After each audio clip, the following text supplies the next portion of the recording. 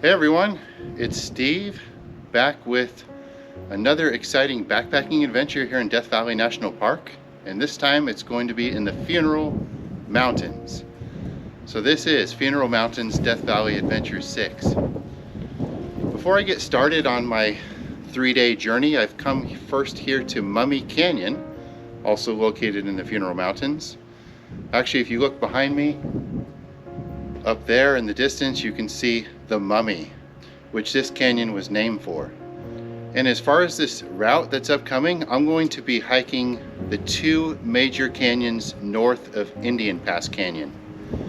These canyons are really special because they've never before been documented by hikers because of the fact that the canyon mouths are located too far from the road to make it reasonable as a day hike.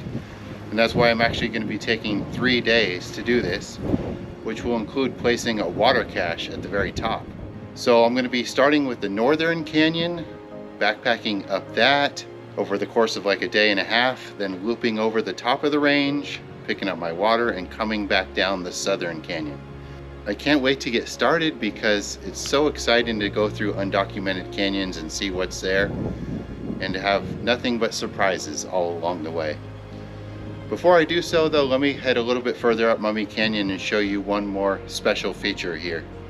I'm now at the end of the passable portion of Mummy Canyon, and perhaps you can see above me a major natural bridge. That is Jensen Bridge. And this is very special due to several reasons. First of all, this was the very first natural bridge to ever be discovered in Death Valley National Park. Long before, of course, it was National Park. And it was discovered by T.A. Jensen in 1862. So many people probably think that Natural Bridge was the first ever bridge to be discovered, but that actually was not discovered until December of 1934 by Dr. Levi Noble. So that was some 72 years after Jensen Bridge was discovered. Also, Jensen Bridge is one of the 4 major natural bridges that can be found here within the Funeral Mountains. So along with Jensen Bridge, there's Keen Wonder Bridge, there's Double Bridge, and there's Crown Bridge. All 4 of those are very special in unique ways. But I thought I would just start off this exciting backpacking adventure with a short hike up Mummy Canyon, since it is located in the Funeral Mountains.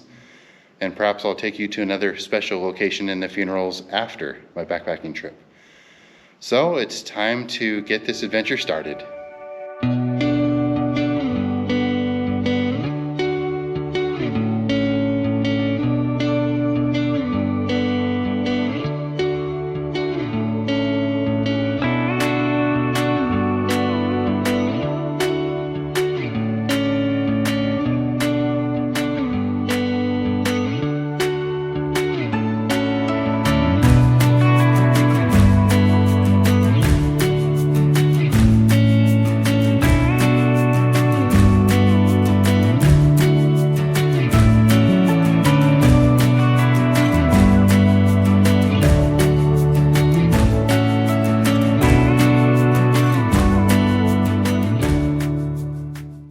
Before I could get my backpacking route started, I had to drop off a water cache. So I had to drive to Beatty and then around some dirt roads here to the backside of the Funeral Mountains.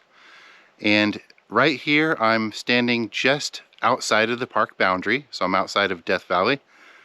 And that's why I was able to share a little bit of footage there of what it looks like in this area. But just past here, I left my water cache, and I will pick that up tomorrow afternoon. So I dropped off 2 gallons of water, 2 Gatorades, and 1 additional drink to enjoy at camp. So now I've got to drive back around and park near the parking area for the crack and get this journey started. Again, this is Funeral Mountains Death Valley Adventure 6, or should we call it Funerals Solo. I have just left Highway 190 to begin this backpacking adventure into the Funeral Mountains, and I've parked at the same parking area for the crack. You can see the crack in my Death Valley Discoveries episode 2 film. But I'm going to be starting out here by heading toward the mouth of the crack. So the first 2 miles will kind of be a repeat of that scenery. And then from there, everything I'm going to be seeing on this route here in the funerals will be brand new to me. So I'm going to be doing about a 30-mile loop over the next 3 days. And I'll tell you more about that in just a little bit. Here is a view of the Funeral Mountains far in the distance. I'm in the foothills right now, walking up the washes toward the crack. I am seeing a lot of footsteps in the wash here. It looks like the crack has become a fairly popular hike, which is good. I'm glad that people have been able to enjoy seeing it. A little bit of a secret canyon tucked away here in the Funeral Mountains. And I've got bigger things in store here for the next few days. As I hike this first 2 miles to pass the mouth of the crack, let me set the stage for this backpacking trip. It is the middle of February 2025, and it's actually quite warm out. You can see I'm in a t-shirt. Feels like it's in the 70s here today. So it'll no doubt be nice out. There's hardly any wind, just a slight breeze. But I'm in Death Valley this week to work a couple shifts at the Furnace Creek Visitor Center, helping the public. And then also, it is Dark Sky Festival, which is put together by my friend Matt. He does a fantastic job. And I'm going to be hosting a telescope there, my telescope that I brought from home for public viewing this weekend. But before I get to all that, I wanted to do a few days of hiking, and that's why here I am going into the Funeral Mountains. It was just 3 months ago that my friend Josh and I did Panamint Mountains Death Valley Adventure 5. And here I am back for Funeral Mountains Death Valley Adventure 6. This is some of the rugged terrain encountered on the way to the crack as I continue hiking toward the foothills and the beginning of my canyon. I should add too that my pack weight was 48 pounds out of the truck, which is nice. Anytime I'm under 50, especially for a 3-day backpack, I'm happy. Had I not dropped off the water cache, I would have had to carry 2 more gallons. I have 2 gallons in my pack now, but 2 gallons of course weighs almost 17 pounds. So it's nice not to have that on my back. I'm really excited now that I've passed the entrance to the crack and I'm heading deeper into the Funeral Mountains. Let me take a moment and tell you a little bit about this route. So what I'm looping are the 2 major canyons north of Indian Pass Canyon. And I've been wanting to see these 2 canyons for about 10 years. If you can believe it has taken me that long to finally make it here and do this loop. But I've hiked Indian Pass Canyon and I've hiked the next major canyon north of here, which ended up being called USMM 142 Canyon. So I've always wanted to do these 2 major canyons in between USMM 142 and Indian Pass. And I'm finally going to get to do them. So I'm in the Northern Canyon first. And it's about 5.5 miles to get from the parking area to where the canyon fully takes shape. So that can give you some idea of as to why this canyon has never before been documented, which is crazy to think. I'm so close to Furnace Creek, yet nobody's ever documented these 2 canyons. It's just a little bit too far for people to get to on a day hike, to hike 5.5 miles pretty much for the hike just to start before you see some interesting things. But this is a really exciting moment in my Death Valley exploration to finally loop these 2. This is the current view, just a maze of washes and the tip of this hillside with the crack being in there. But I'm working my way to the northeast, waiting for a more defined canyon to appear. And then the actual canyon, as I mentioned, will take shape about 5.5 miles into the hike. As you can see, no footprints in this main wash that I'm hiking in. Only 2.5 miles from the road. Confirming that no one's been up here, at least in a long time. I'm sure hikers have at some point, but it remains undocumented to this day in February 2025. This right here is the first spot where the wash has walls that form up on both sides of it that are quite nice. I guess in view of having the walls on both sides of the wash, I'll go ahead and call this the mouth of the canyon. This is 3 miles from the road.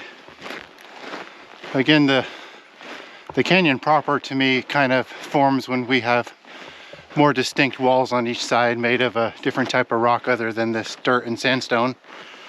But we'll see when that happens. Also, I am going to go ahead and assign 2 informal names to these canyons.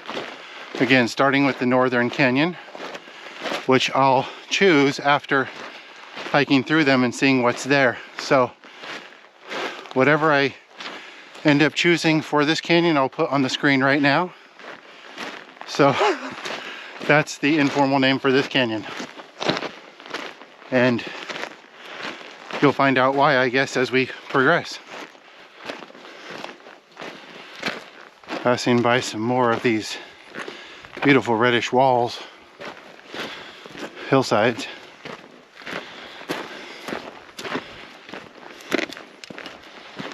There looks to be some really neat scenery ahead. Making good, steady progress up the canyon. Almost 2 hours into the backpack right now. I'm about to pass by some real pretty canyon walls, so let me show you that.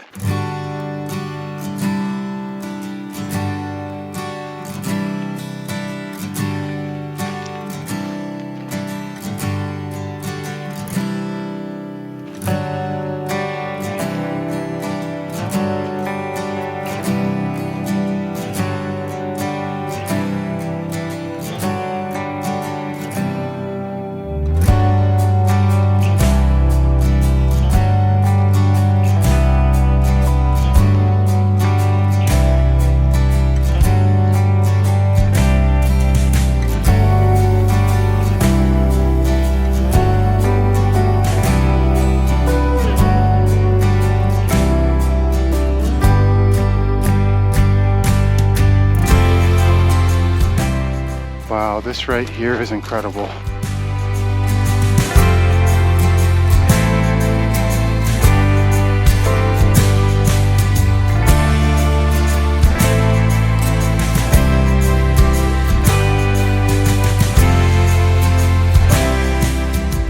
What an awesome canyon wall. Actually one of the coolest I've ever seen before.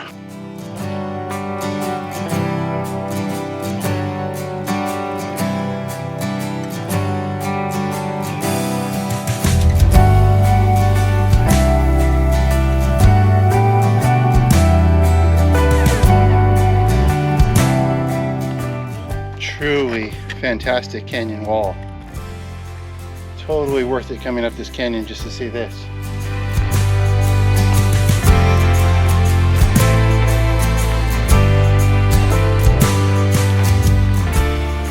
One more towering section right here. You can actually see bird's nest up there with some white spots on the wall. That was really surprising to come across those beautiful canyon walls. It just goes to show that not everything can be found on satellite imagery. You gotta get out into these canyons to see what's actually there. That was a really cool find. Even some more beautiful walls over there. But about a half mile from here is my next point of interest. I'm going to drop my pack and do a 1 mile round trip, side trip to check out something. But until then, just continuing up the wash of this canyon. Very pretty rock layers here.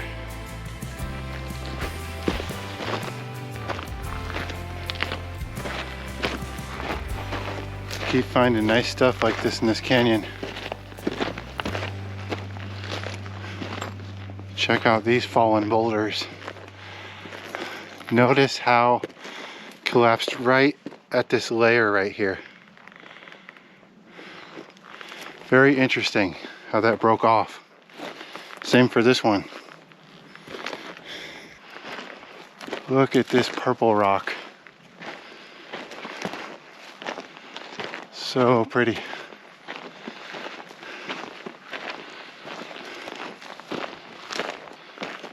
And just past that, we've got this yellowish rock. More neat layers. Canyon's changing so quickly.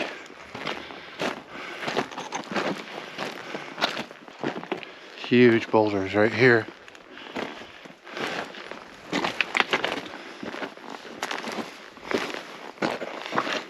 Check out right here the way these huge blocks fell off of the top there. Almost look like blocks of concrete. Fell off of up there. I must say the geology of this canyon has definitely surpassed expectations. It's been so interesting to check out.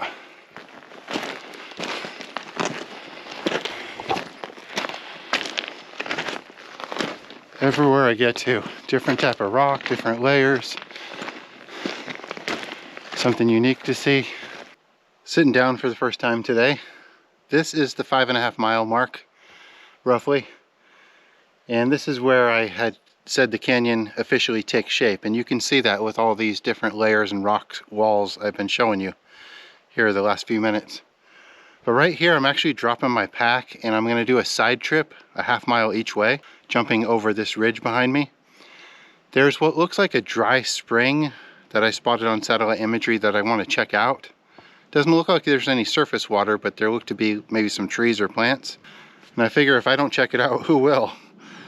So I'm gonna go ahead and check that out now and then come back, and then it's 2 miles up canyon to the oxbows, which was the minimum goal for today for camping. I needed to make it to the beginning of the oxbows. But first, the side trip. Really nice view of the Funeral Mountains from up here. Worth climbing out of the canyon just to see the outside world for a minute. You can see the canyon, and then in the distance you can see Furnace Creek and Badwater. And then looking over at the Panamints. And I'm just crossing over this way for a short time.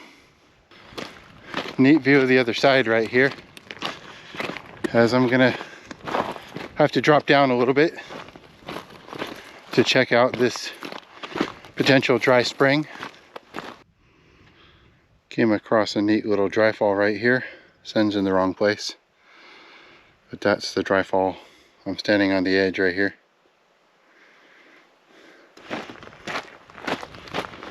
Very colorful landscape through here, leading up to this area I'm checking out. Sure enough, as expected, a dry spring down here. We got some plants which show evidence of getting some type of underground moisture. So let's take a closer look.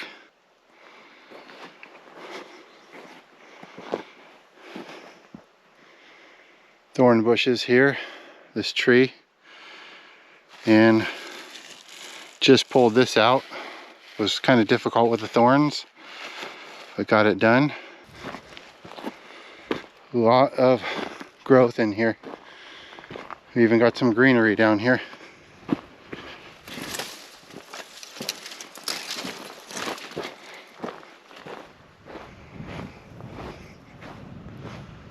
Ground I walked by is actually moist right there. Here's one more look at the plants and trees here at this dry spring. It was neat to check this out. Again, no surface water, but there was some muddy ground. Water just below the surface. All right, got back to my spot, had a little snack break, and now I'm backpacking again. So again, the minimum goal as I get back out into the sun here is to do another 2 miles. That's where the oxbows begin. But hopefully, ideally, I'd like to do 3, possibly 4 today. We'll see though. Now that I'm in the canyon proper, the scenery should continue to be more interesting as I go. But it'll be getting dark in about 2 hours, and that's why I need to stop then and set up camp. So let's see how much I can get done. You can see how the rock type here on these canyon walls has completely changed.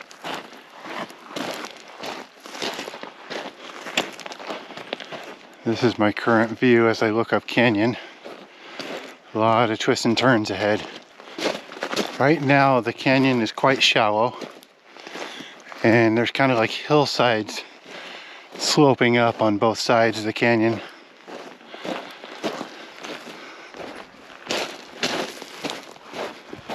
Passing by some nice looking rock right here. Nice canyon wall.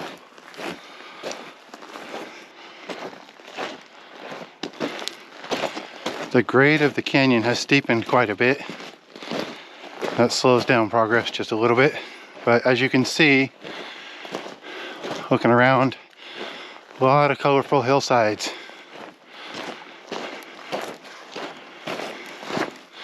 Shallow canyon, but some nice rock walls, such as right here. Canyon's looking good so far.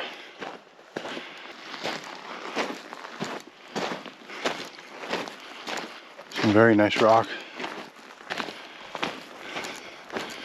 Canyon wall gave way right there.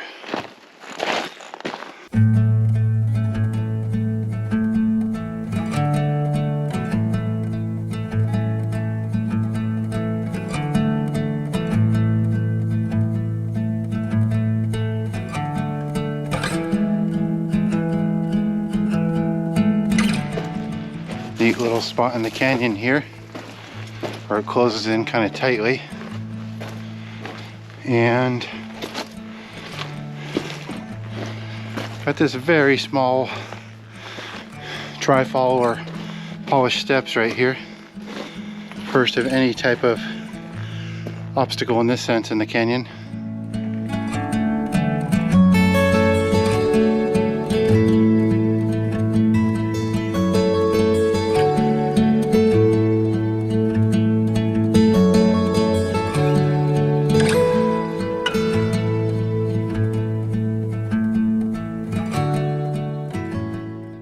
Those were a couple of time warps I filmed hiking up canyon.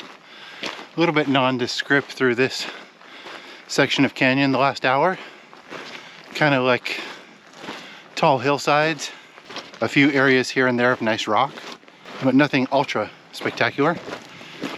I can see up ahead though that the canyon wall and hillside becomes just massive.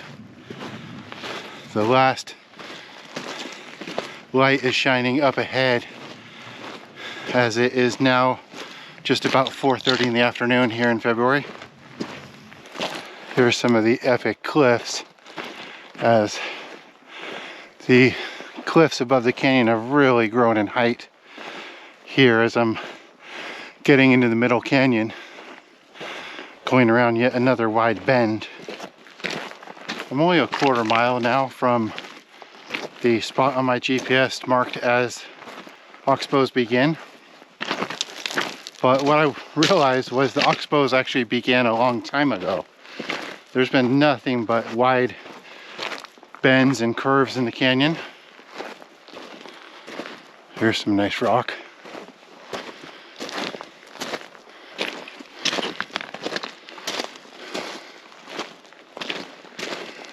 You can see the sunlight there on the background cliffs, and there's some ahead of me as well, but I've only got about 45 minutes left of enough daylight to hike, because as well I need to be able to set up camp, and I prefer doing that while it's light out. This right here is the exact spot that I marked on my GPS, oxbows begin.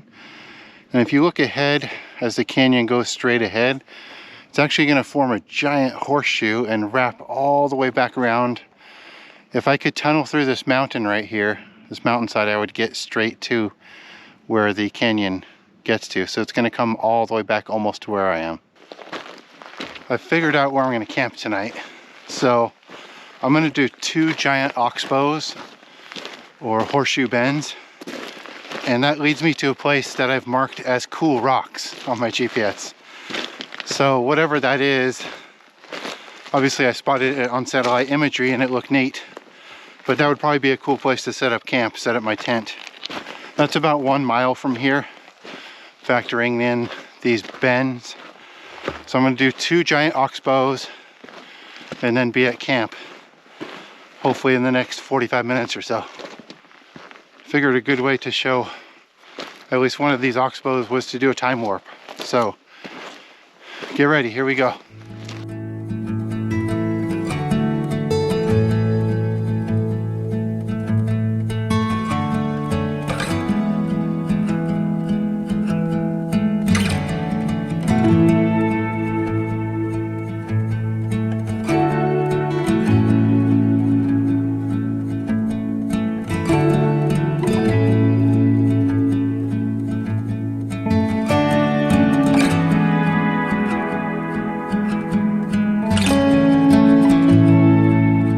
Looking ahead at that mountainside, so beautiful with the sun on it.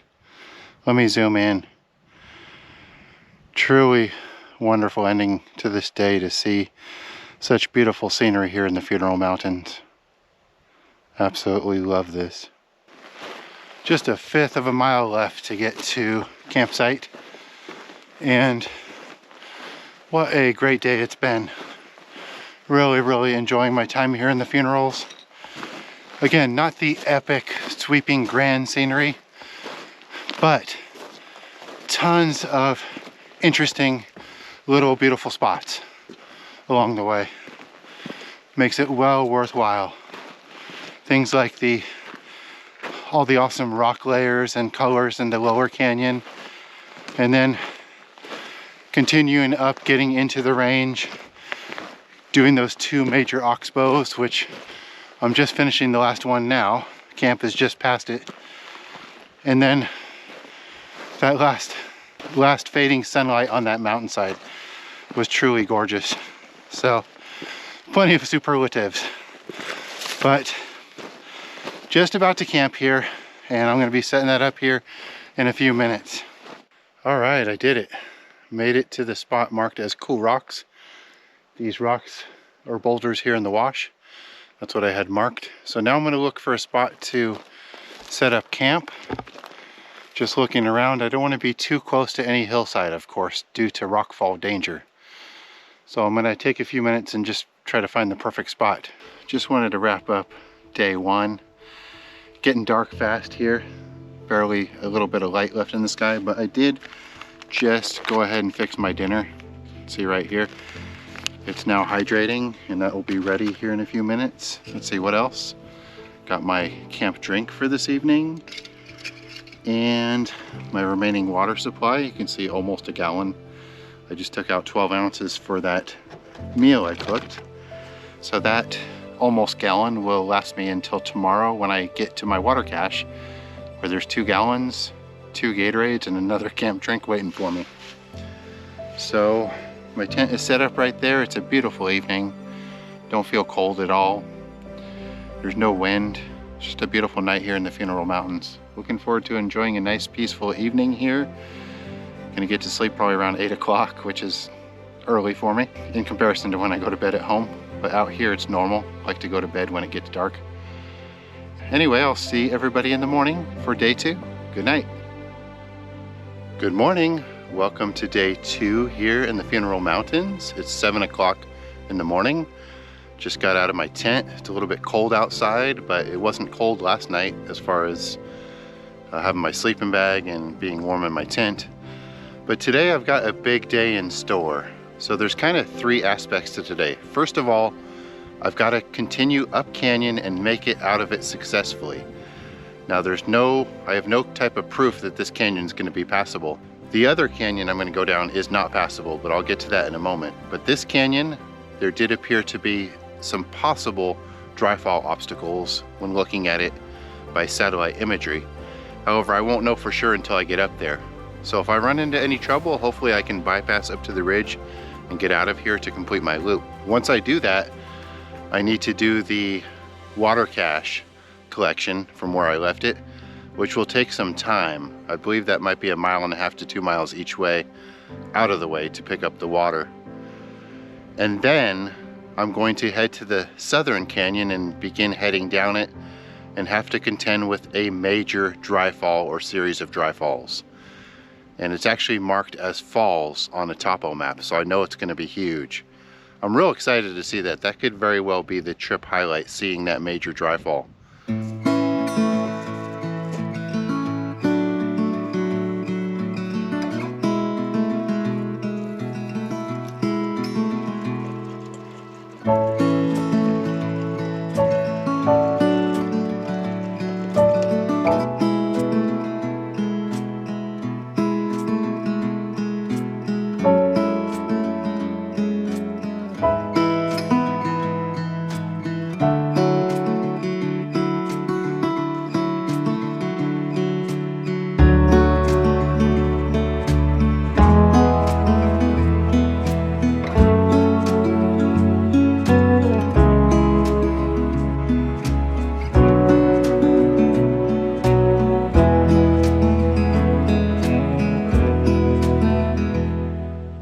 7:45 in the morning, feels good to be off and hiking.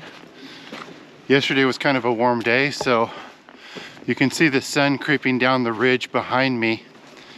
That will be in the canyon here within the hour. So yesterday I did 8.5 miles from the parking area to where I camped, but I also did that 1 mile round trip side trip. So total of 9.5 miles yesterday, which is pretty good considering I didn't start backpacking until 11:30 in the morning because I had to do the water cache drop. So today I'm gonna need to do more mileage than that and just get as far as I can until darkness sets in at 5:30. But I'm real excited. Today is gonna be a real day of adventure. You can see some of this rock going down to the canyon wash.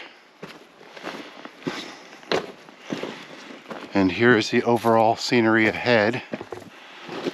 Much the same as it was yesterday, rolling hillsides. The wash up this canyon is kind of medium difficulty. It's never super easy and comfortable, but it's never been extremely hard either. So no complaints here. But also I wanted to add that the mileage ahead, so I've got 2.7 miles from camp to potential first obstacle in the canyon. And then from there, it's another mile to get out of the canyon. So I've got about 3.7 to get out of this canyon and make it through successfully. We'll see how it goes. Things are gonna get very interesting soon. Huge hillside and cliffs ahead. Nice lighting here in the morning as well as the sunlight continues working its way down into the canyon. I'm still going circular through some oxbows. Just came up this one, rounding, and then continuing up canyon. But again, nothing but oxbows here in the upper canyon. Some nice rock to walk across here.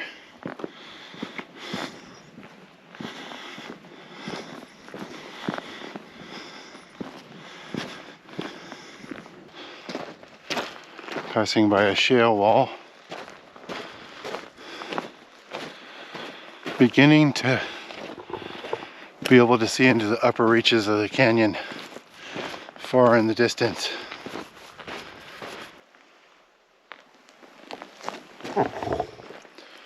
Quite a large animal burrow right down there.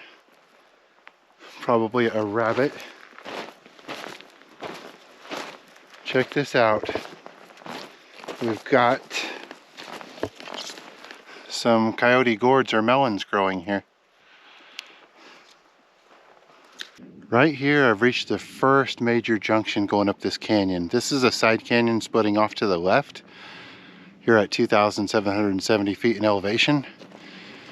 And this is where I'm going, continuing up the main canyon. You can see the cliffs are a bit higher, the canyon's a bit wider, and this is actually the main canyon. Current view looking back. And as I move forward, just wanted to show you just how filled this wash is with boulders. Literally everywhere. Definitely slowing down the hiking a bit, but still making good progress. Also, the grade's gotten steeper further up this canyon. We've taken on a whole new level of ruggedness here in the canyon. No clean wash anywhere from one side to the other. Just kind of climbing over rocks and small boulders.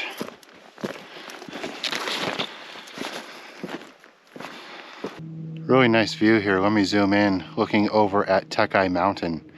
You can actually see the Tuckeye Mountain summit and a couple canyons. That could possibly be Trellis Canyon and Forbidden Canyon up there. Upper Canyon starting to change just a little bit. Very, very rough going this last 45 minutes or so. Hard to make progress in a straight line. Finally in the sun for the first time today. Up ahead, the canyon is actually narrowing down considerably. Up ahead, I can see there's just about 20 feet between the two sides of the canyon.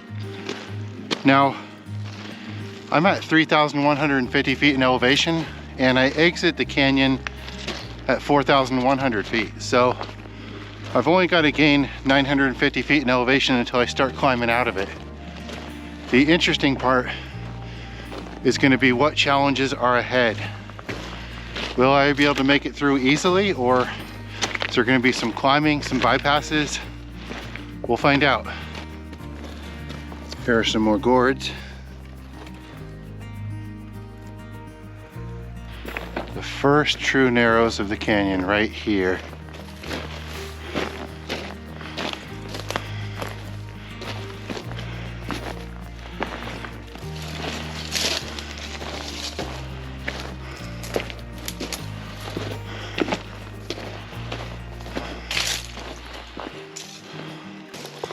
A lot of gorge right here.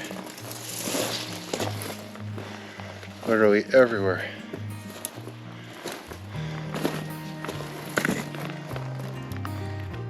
Here's some of the canyon scenery as I've continued ascending steeply. Doing some twists and turns here in the canyon.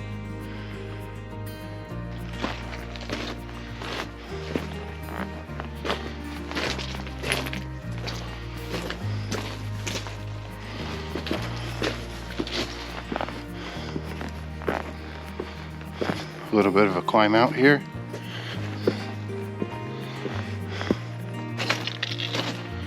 More nice rock.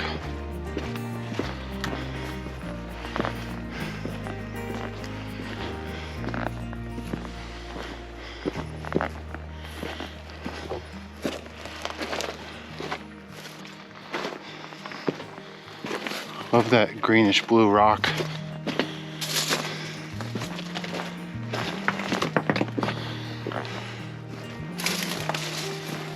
See how rugged this is. It's like a canyon within the canyon.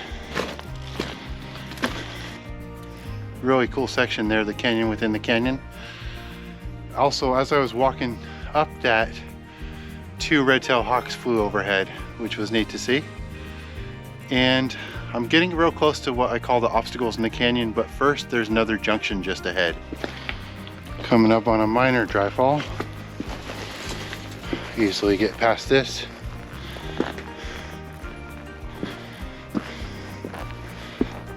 Huge rock slab right here. Just wondering where that came from. Colorful cliffs up there. Must have broken away and came down. Right here, I'm standing at 3550 feet in elevation, and I'm gonna exit this canyon at 4,000 feet. So I have to gain 550 feet more over the next 1 mile. I wanted to show you this spot though. Right here is an escape canyon, escape side canyon, to be able to get out of here. Just in case there's some obstacles up ahead I can't get past, I can come back down, go up this canyon and attain the ridge and get out of here. But right here, this is the main canyon I'm heading up. As you can see, it's narrow ahead. Little dry fall right there, no problem, but we'll see what is to come. It's funny, just a little while ago I thought to myself as I was hiking up the canyon that I was surprised I haven't found any bighorn sheep skull or horns in the wash yet. But sure enough, right here, I just plucked these out of the wash. Here is a skull that I found.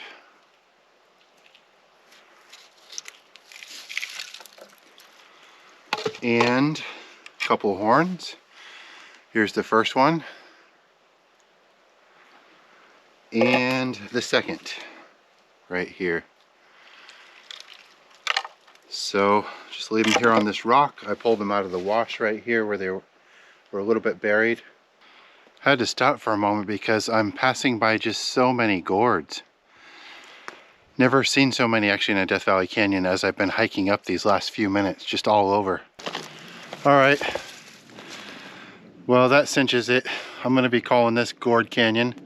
Informal name of course, but it'll help designate these two canyons north of Indian Pass. This is the further one north, so this will be known as Gourd Canyon. And then the one that's south of here is to be determined. But yeah, I hiked a little bit more up the wash and keep seeing these gourds everywhere, so that settles it. Coming up on a bit of a dry fall here, easy to climb. Oh, look at this. Get my shadow out of it. We've got a pool of water for the sheep.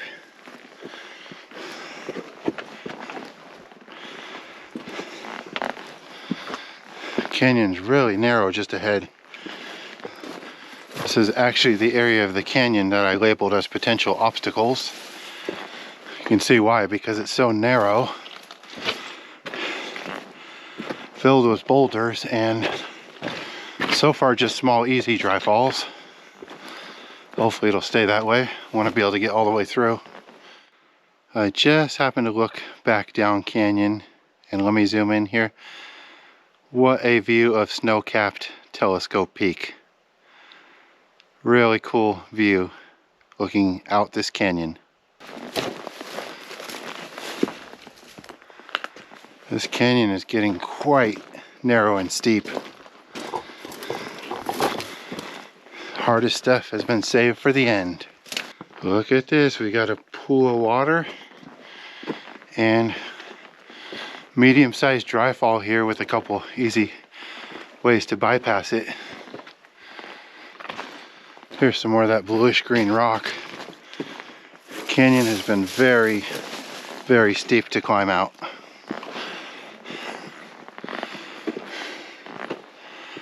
Last 30 minutes or so, nothing but elevation gain, steep climbing. You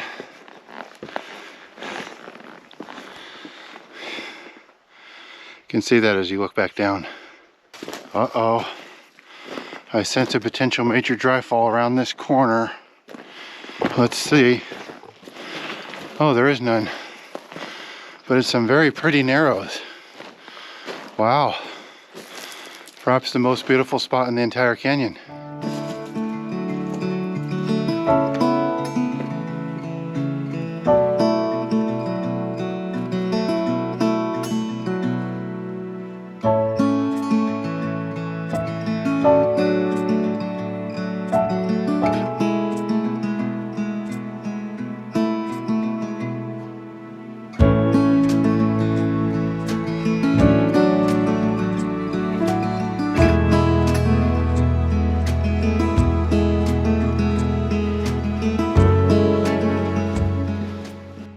Here's the full view looking through these narrows at these water pools. Another small one right here.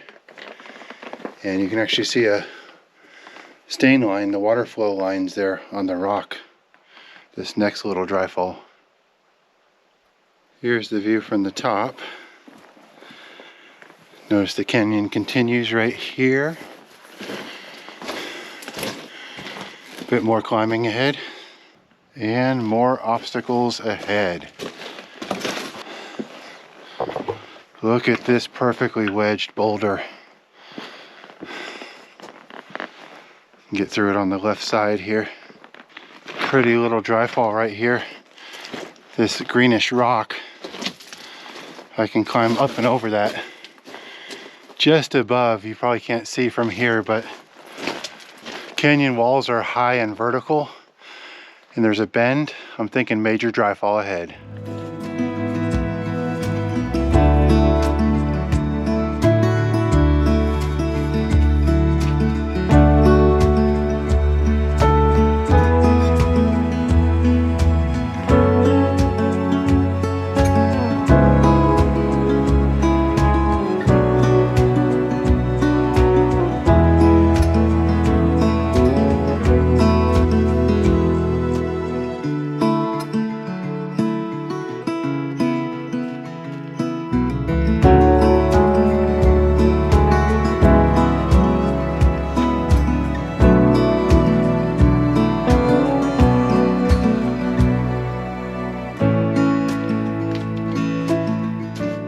Sure enough, major dry fall right there.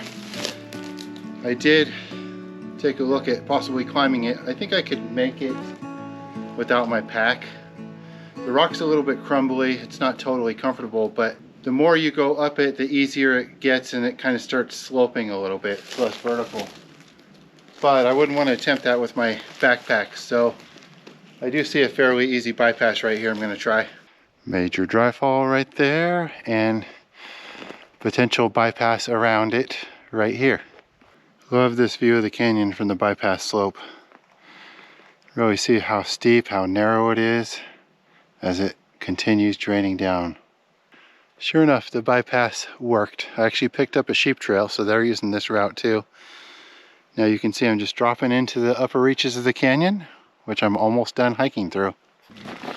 Walking back up to the edge of this major dry fall, the only major dry fall in this canyon.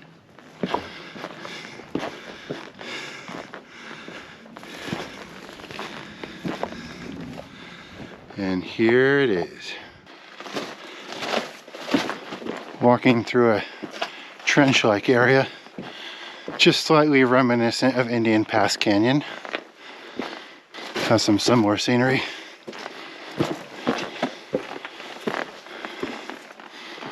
Wow, more water. Yet another dry fall obstacle here. Looks like I can get it fairly easy here on the right side. That last obstacle was a little bit challenging, but I got through it. And with that, I can say I've successfully made it past all the obstacles in this canyon. I'm out in the wide open, just a fifth of a mile until I climb out of this canyon. So, mission accomplished for this canyon. I was able to complete a through hike of it. First one ever documented. And it was a challenging canyon, and a lot of different small interesting things to see along the way. Definitely worth it for me to hike this one time and to be able to reach all the way to the crest of the funerals, as I will in just a little bit. Very special experience, but much more to come. Up ahead, I can see where I'm going to exit the canyon. So basically, I'm trying to get up to that low saddle in the middle. It doesn't look that bad to get up there. It doesn't look too steep or too much elevation gain. It'll take a bit of effort, but that will begin my crossover to the water cache and next canyon.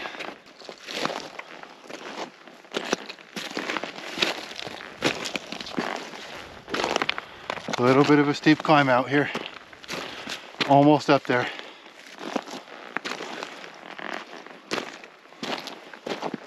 Bidding farewell to this canyon. My final view of it as I reach the saddle at 4,260 feet in elevation. I've now gone 12.3 canyon miles, not including my 1 mile round trip side trip. And I've got my first view of the other side right here. High in the Funeral Mountains. This is my high point on this route. And right here is the view of the other side. I'm gonna hike down this. I actually got to get in this canyon down here and wrap around a little bit in that direction to get to my water cache.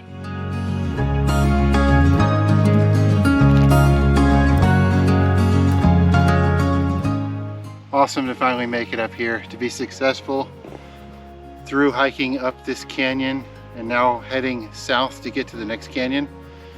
Accomplishing a dream of the last 10 years. I first thought about doing this hike 10 years ago, and it finally happened. I knew it was going to be hard. I think that's one reason I held off, but I'm glad I'm finally doing it now.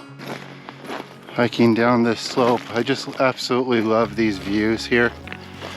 Definitely an area of Death Valley that sees hardly any visitors. So I'm just going to drop into that canyon. That's the one I thought it was earlier.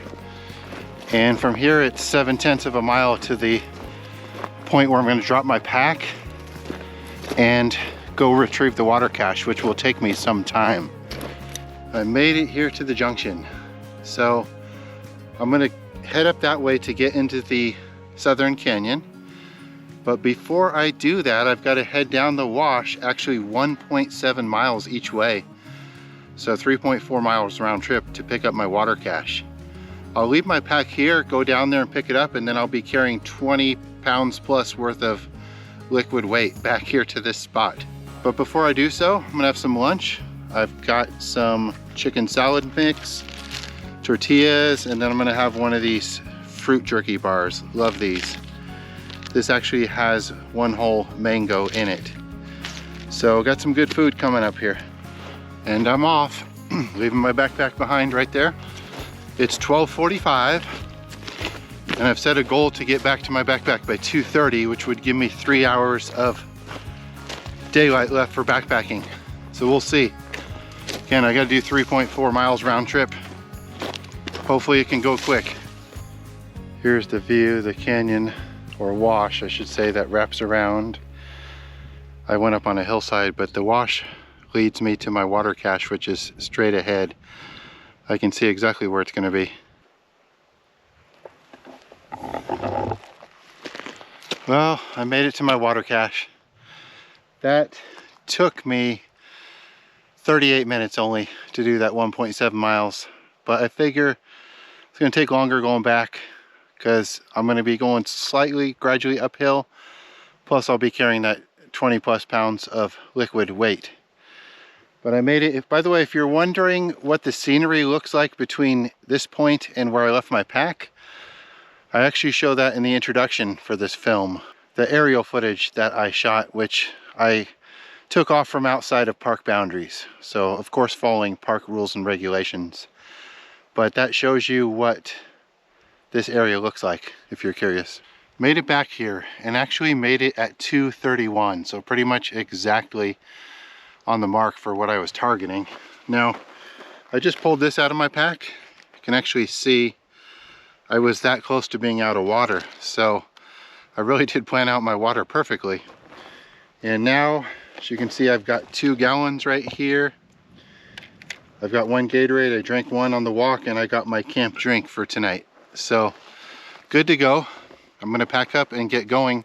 My target for today is to do another 5 miles. I'm not sure if I can. I've got 3 hours of daylight, but I'm gonna get at least into the next canyon, the Southern Canyon, and just get down as far as I can. I was targeting the area above the major dryfall. So I'm gonna see how close to that I can get. I'm backpacking up a gully to get to a ridge above the canyon. I need to reach the head of the canyon. This is my final big climb of this route. After that, I'll get to enjoy mostly downhill the rest of the way with sections of uphill, but mostly downhill. But yeah, it's a bit of a shock to the system to add 20 pounds to my backpack, but it'll go down. It'll work its way back down. Definitely don't have to skimp on water tonight or conserve. I can drink as much as I want, and I got lemonade mix for that. All right, you can see the gully I climbed out of right here. It was quite a tough climb. Took my backpack off for a moment, but look at this view on the other side into the southern Funeral Mountains. What a view. I can see the head of Indian Pass Canyon. Of course, right here I'm standing at the head of the canyon I'm going to drop into. I'm really taking some time here to look out and enjoy these views. The southern funerals. Such a spectacular viewpoint from right here. Let me zoom in on some of the peaks that can be seen. Let's look at Navarres Peak and Winters Peak right here. And then let me move over and take a look at Schwab Peak. And then in the background of that, Pyramid Peak. Yeah, what incredible views. I don't think I'll ever forget this viewpoint right here. I'm officially in the canyon. Drop down from the head into the wash. And it'll be interesting as I go to see how it starts out so narrow right here and rock filled to down below tomorrow to see how wide it gets with a nice wash to walk in. Right now it started out kind of difficult. Already got a nicer wash, at least for a few minutes. Be interesting to compare this canyon with the one I did yesterday and this morning. The next canyon to the north, which I'm calling Gourd Canyon. See how these canyons are alike and how they're different. Wash continues to be excellent in the upper reaches. Starting to make me wonder if it will stay like this for quite a while. Would be nice. Would be a huge contrast with the other canyon, which was medium to difficult the whole time. Get another glimpse around this bend. And yeah, the washes are staying good so far.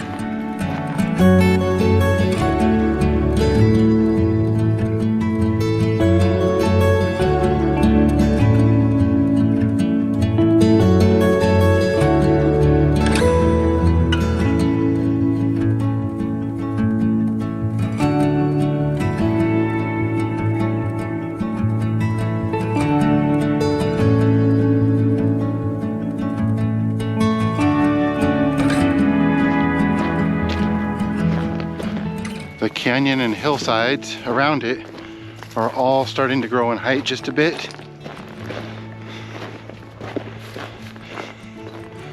Kind of have the formation of canyon walls up ahead. Things are starting to get interesting here.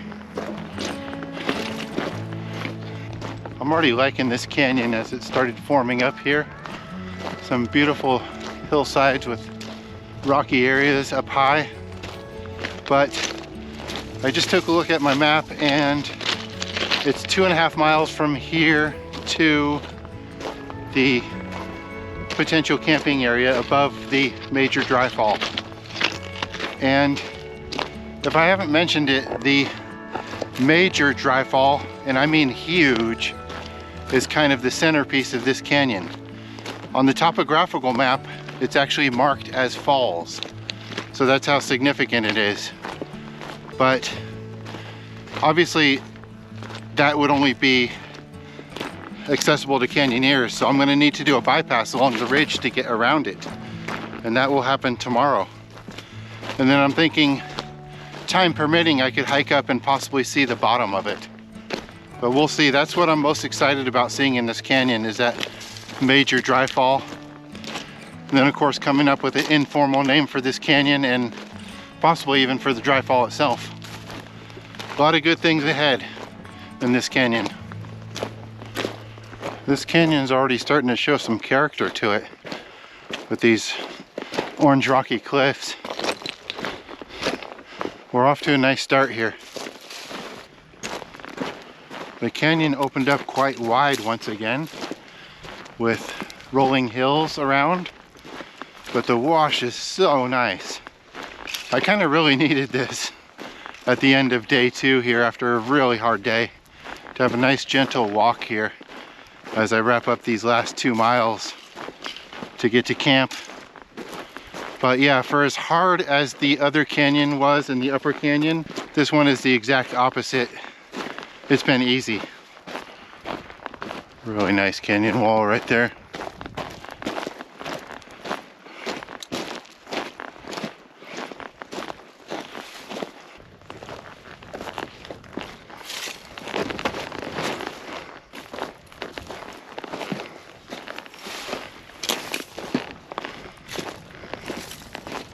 Check this out. Looks like possibly a layer of quartz here, and the orange rock continues around, but so cool.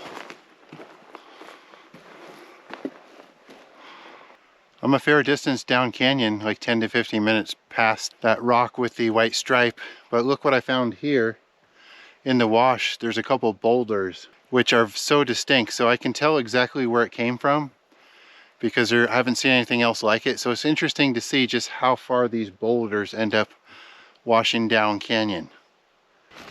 Just want to show you what the canyon looks like here. 3/4 of a mile from camp, and it's still quite wide open with rolling hills and then the occasional canyon wall that will come down from the mountain and form with some type of solid rock right at the bottom, kind of like seen here.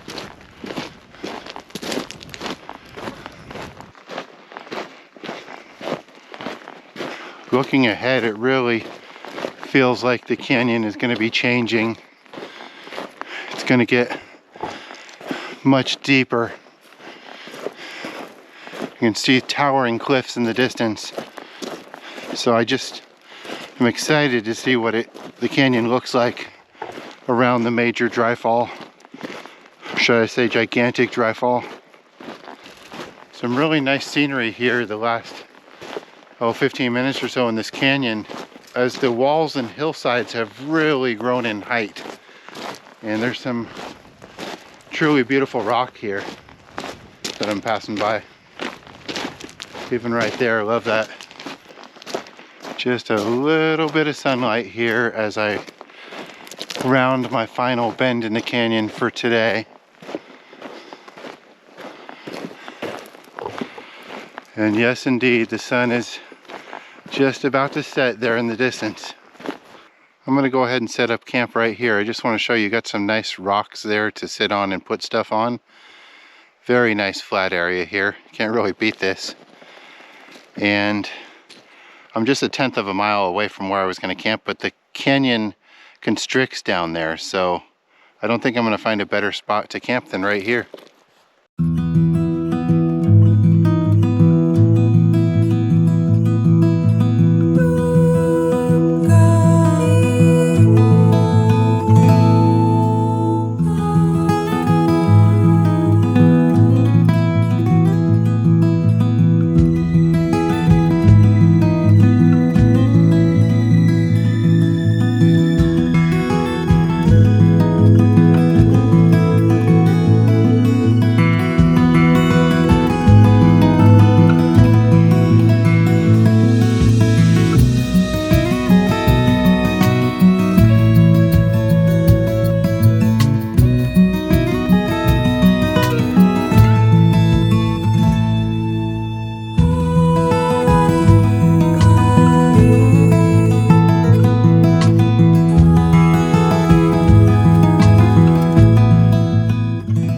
Truly beautiful sunset behind me. Really happy with this campsite. Got a nice campsite, got the tent set up, everything's inside, got dinner cooked. So all in all, a hard but enjoyable day 2, and I'm really looking forward to day 3 to start with, to be able to see that gigantic dryfall again, marked on topo maps as falls. So it must be something really special.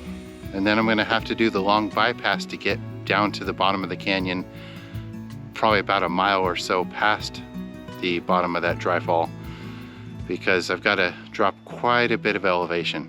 But I'm gonna enjoy my dinner now, my camp drink, and get to sleep and hopefully get started early on day 3. So good night, everyone. Really appreciate you watching this and coming along with me here in the Funeral Mountains. Talk to you in the morning.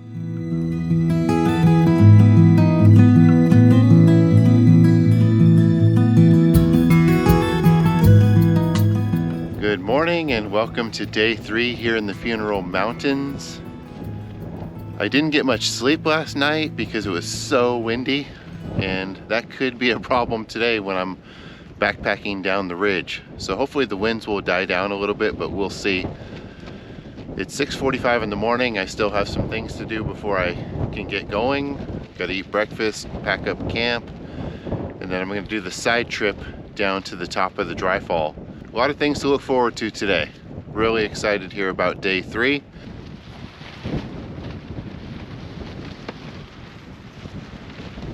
I guess I shouldn't have got out of my tent to film that little intro, because now my tent wants to blow away. I've literally got to hold it till I can get back inside and provide some weight to hold it in place. Just waiting for these gusts to die down.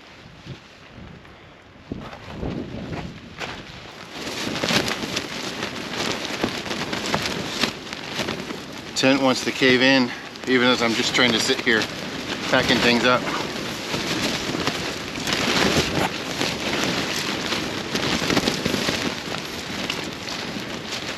Crazy wind, of course, to be expected in Death Valley to have to deal with these type of winds. But of course the wind came out of nowhere last night. But you can see why I was not able to sleep, and now I'm having trouble packing up this tent. And with that, I'm departing from camp at 7:45 in the morning. Too bad I couldn't film me battling, trying to put my stuff in the tent away. Would have given everyone quite a laugh. Not easy. But as I think I mentioned yesterday, now I'm gonna backpack a short distance down canyon, and there's a spot where I'm gonna drop my pack because I'm gonna attain the ridge. And then I'm gonna do a little side trip, it's not that long, to get down to the Topo dry fall, which again could be one of the trip highlights, seeing this magnificent dry fall. We'll see what it ends up looking like. Been wondering about this dry fall for 10 years. Really pretty rock through here.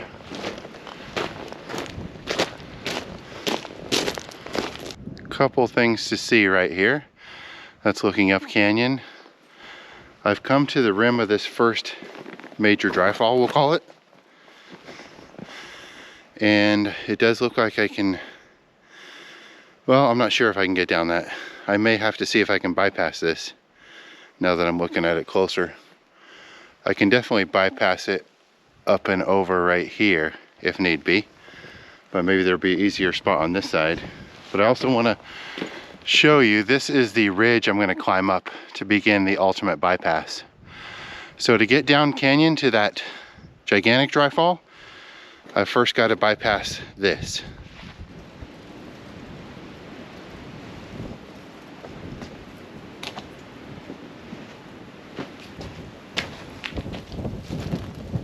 Fairly sure I could climb this if need be, but I didn't need to because there was a short, like 3-minute bypass around that side.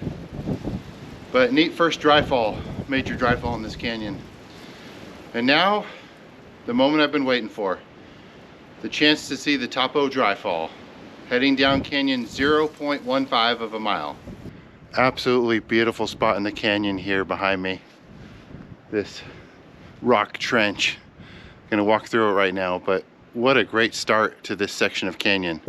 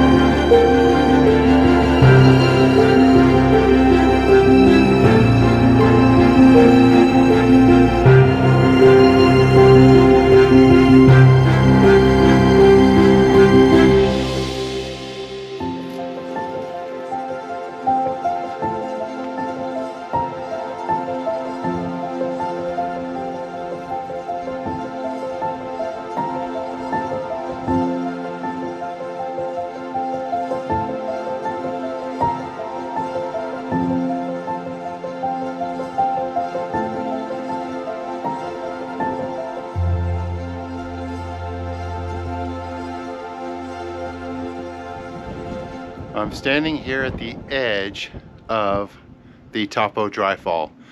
Looks to be at least a couple 100 feet in height, if not more. And just beyond this dryfall, there's another one just below it. And the topo map actually says falls with the plural, so no doubt referring to this dryfall and the next one. It's so windy here, I can't get close to the edge because I don't want to get blown over. But I did stick my pole out over the edge so you could see what it looked like. One of the most impressive dry falls here in the Funeral Mountains, along with Widowmaker Falls. Here's one more angle from just slightly above before I head out.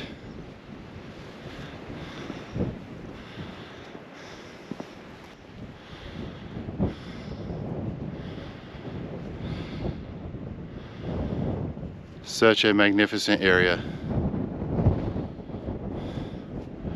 One of the coolest spots in the Funeral Mountains.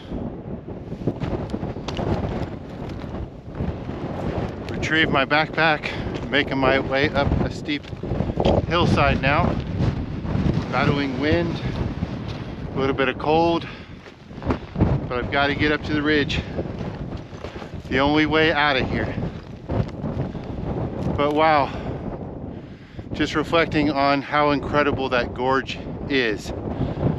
Truly one of my favorite spots in the funerals.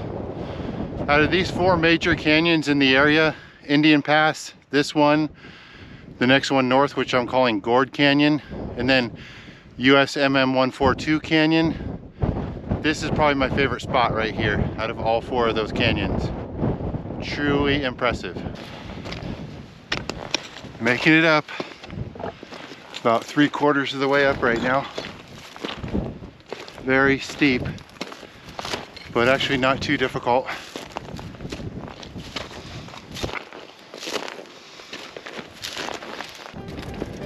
Made it to the top. I'm now on the ridge, working my way toward 2910T.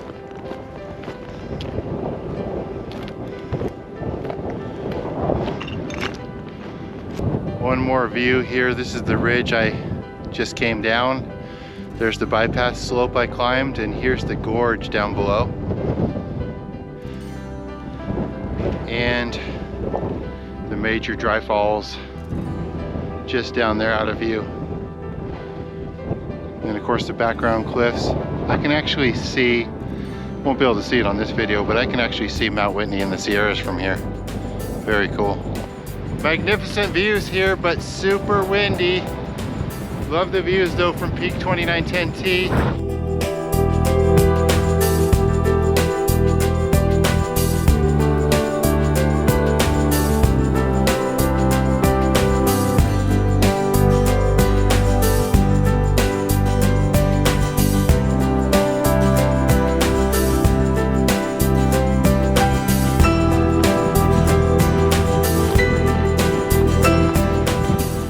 Great views as I head down.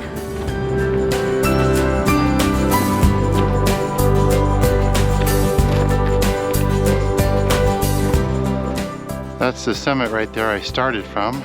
So I worked my way in this direction toward me along the ridge, then caught a sheep trail, dropped into that gully, crossed over it, and now continuing to work my way toward the lower canyon, just kind of gradually working down the ridge.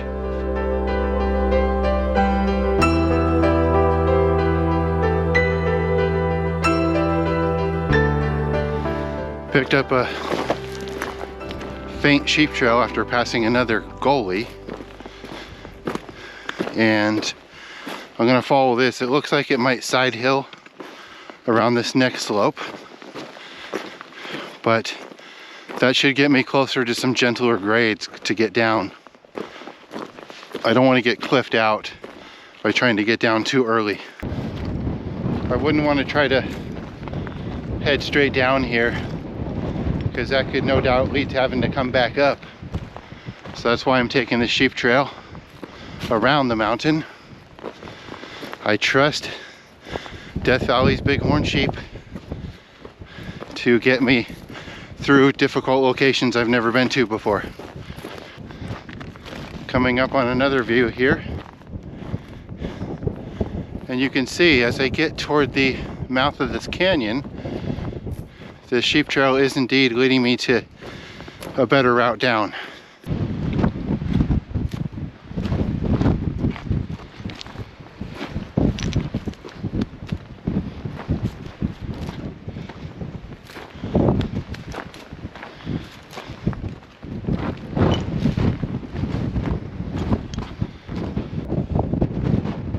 Almost completed this sheep trail portion.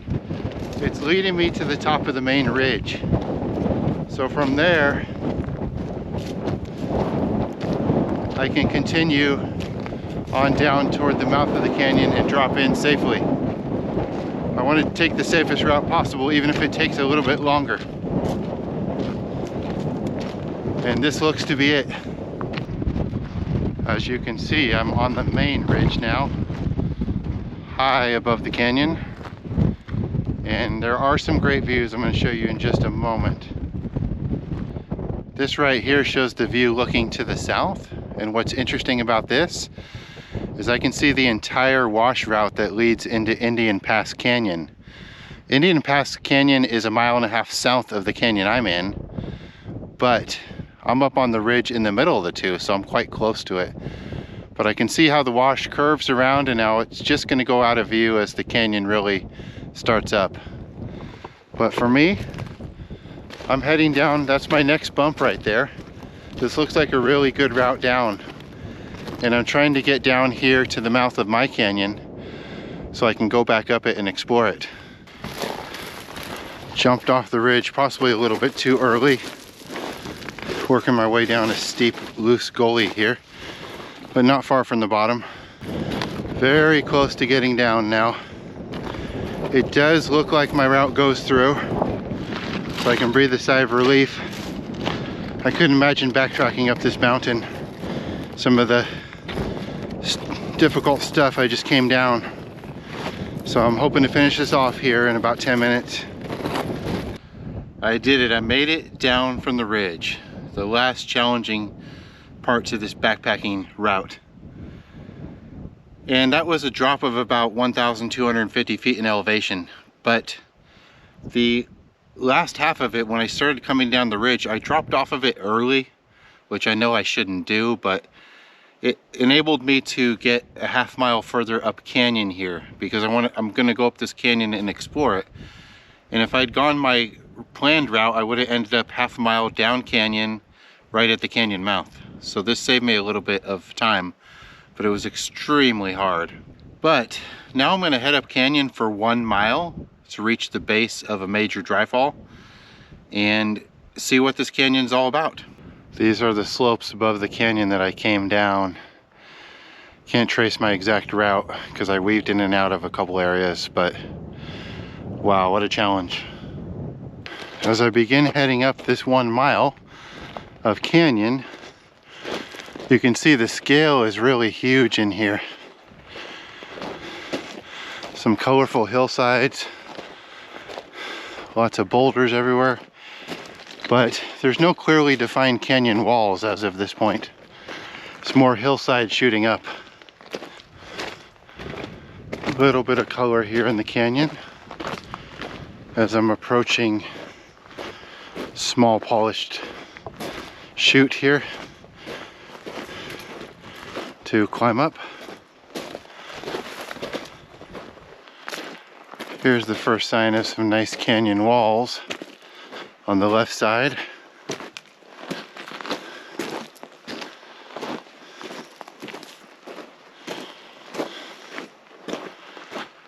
Very nice rock here. As you can see, canyon remains wide open. Really pretty spot here in this canyon. Just came across this canyon wall right here. Nice colors. Right here we've got some mud drip formations. You can see the mud flowing down the wall right here.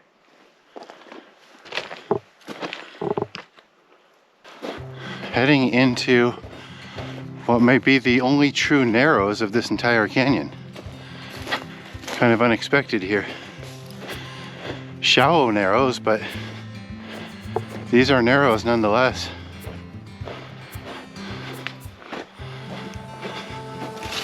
Wasn't expecting to find this in here. It's pretty though.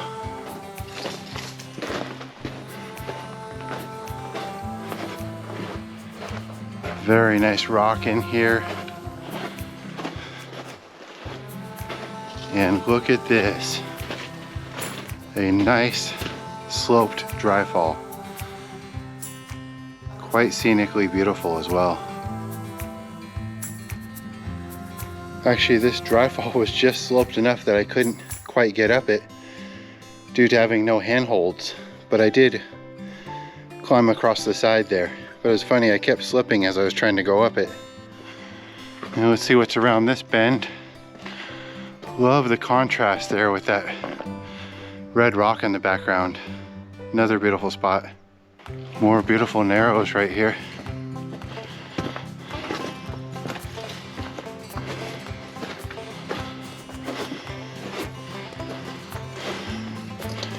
And another little climb. The canyon's kind of doing an S-curve here, winding around and then back that way. Here's some really colorful, nice rock right here.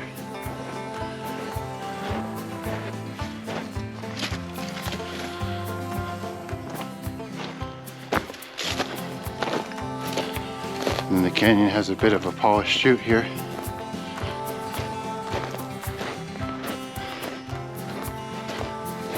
Continuing to make steady progress here. I thought I might get stopped earlier than this, but it continues on, which gives me hope that if I can get through this jumble of boulders ahead, I might be able to see the massive dryfall from below.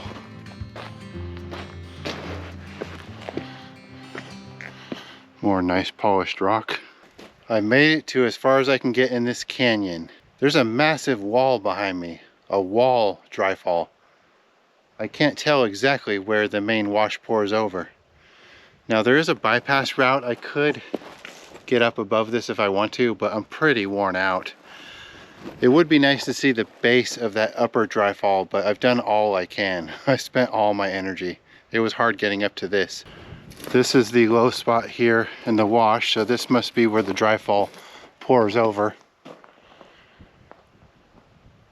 Somewhere up above. This gigantic wall of rock behind me is truly the defining feature of this canyon, the most notable feature. So up above I had the giant dryfall where I got to the rim of it, and this would be the second giant dryfall. But I'm going to call this feature here in the canyon the wall because it's so special and unique, and I'm going to call this Wall Canyon.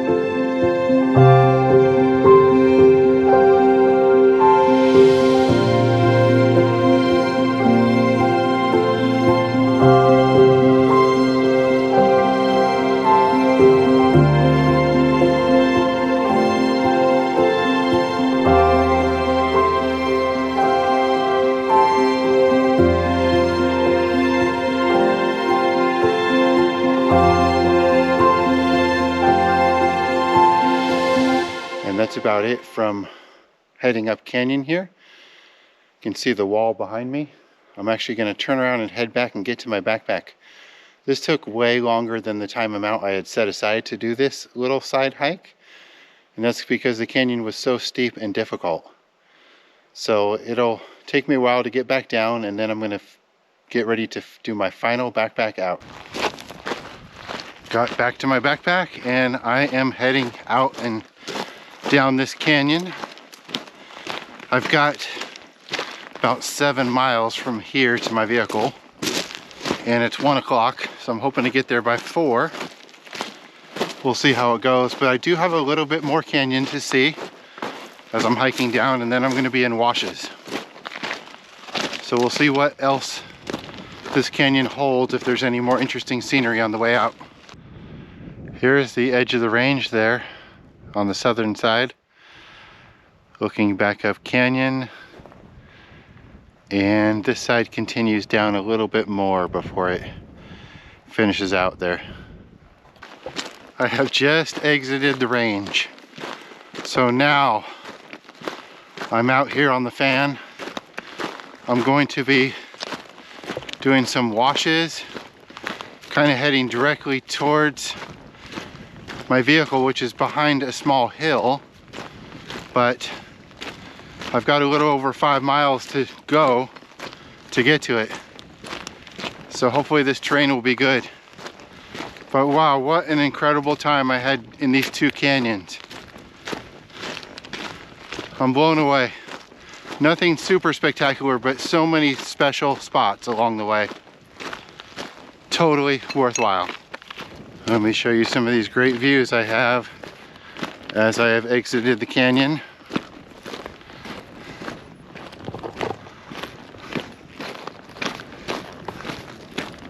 Here's the view looking back at the range.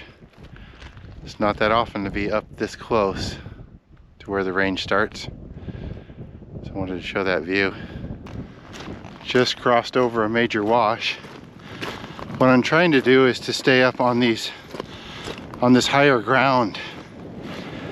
See the nice walking terrain? Can make much better progress than in a wash. Much more relaxing on the feet as well. Not sure if you can see that little hillside behind me, but I had set that as a guide marker a few miles ago to aim for that, and I was able to make it to it. So from here I've only got 2.5 miles left.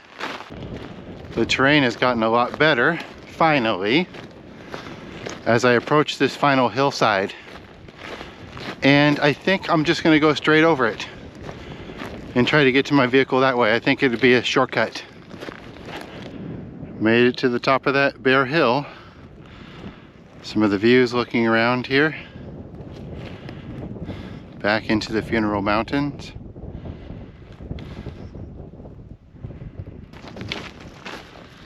Quite the viewpoint here.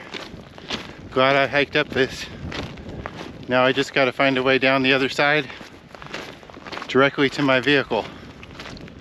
I can see my vehicle down on the road below. Not much farther now. Just gotta follow this gentle ridge down and I'll be back at my vehicle. Well, that wraps up this 3-day backpack here in the Funeral Mountains. But to conclude things, tomorrow I will visit one of my favorite places in the funerals and do a little bit of a wrap up from there. I wanted to take a few moments to wrap things up here on this Funeral Mountains Death Valley Adventure 6 film. So I came here to Keene Wonder Bridge, a truly beautiful major natural bridge located in the Funeral Mountains here in Death Valley National Park. So to kind of recap my journey through the funerals, it all started with the hike on day 1 after dropping off my water cache, heading up past the crack and getting into that canyon, which I ended up calling Gourd Canyon because of the abundance of coyote melons or gourds that I found throughout the canyon there. And that was a fun and interesting canyon to go up. It was very challenging. The wash was never that hiker friendly. So it was slow going, it was steep and narrow at times, but it was fun to complete that on day 2 and then do the crossover, pick up my water cache, and start heading down the southern canyon, which I ended up calling Wall Canyon. So as day 3 started, I was camped there just above the spot marked Falls on the topo map, and I went down that little gorge area and then saw the overlook there from the major dryfall of the canyon, which canyoneers have gone down before. And after that, I had to do the long bypass to drop 1,250 feet in elevation and find my way back to the canyon floor, after which I hiked back up canyon and made it to the second major dry falls base. And that's the area that I call the wall. Just a very long rock wall across the middle of the canyon, hundreds of feet in length, with a dry fall at the top of that. Now, I could have bypassed the wall, but it looked to be quite difficult, and I was totally spent on energy there by day 3, knowing I had such a long journey to get back. But all in all, it was such a great adventure. Even though it didn't have like the amazing canyon scenery and narrows that are found in a lot of Death Valley canyons, it did have a couple very special spots there within Wall Canyon. And then throughout both canyons, so many little spots, just appreciating the beauty on a small scale anytime I'd find a beautiful canyon wall or something interesting to check out. So that's going to do it, and I'm going to leave Keen Wonder Bridge behind here in the Funeral Mountains. Great way to end this adventure by paying a visit here to this beautiful major natural bridge, and I'll catch you all later.